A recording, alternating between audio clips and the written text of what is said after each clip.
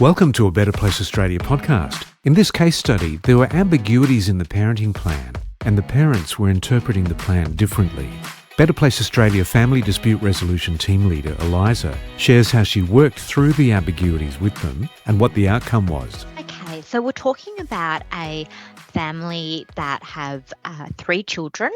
They were coming to have a conversation with each other around some of the ambiguities that they were finding in their existing parenting plan. So there were elements of the plan that they had different interpretations of that they wanted to come and talk about so that they could ensure that they were on the same page. Are you able to share one or two of those ambiguities? Sure.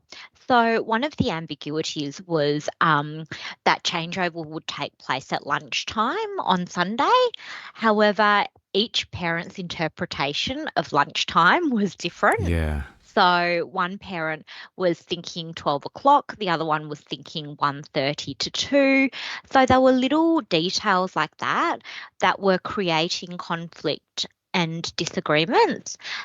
And they both really wanted to make sure that they were on the same page. Is this a common sort of a situation that you find? Yes, it can be, in that a lot of times when people are doing or creating their parenting plan, there is scope for interpretation.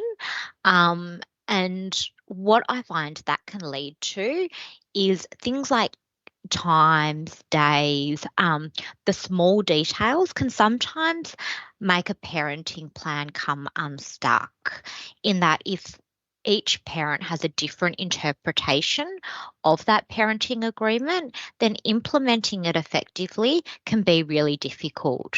So how did you go about solving this problem and the other ambiguities?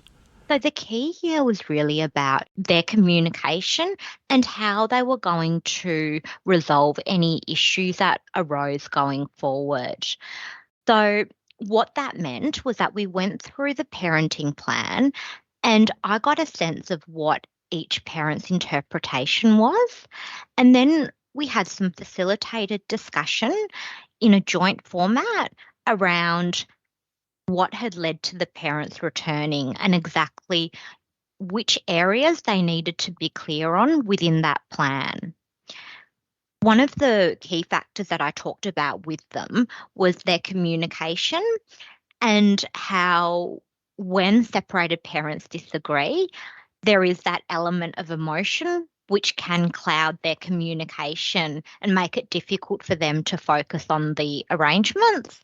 So we just workshopped some strategies around how to take the emotion out of that communication, and what kinds of boundaries they could implement for their communication going forward if they had any other issues implementing the plan or any other issues around anything else related to the children. How was the outcome? The outcome was great, Chris, in that we did a new parenting agreement, which basically reflected the old parenting agreement, but cleared up any misunderstandings and was much clearer around things like drop-off times.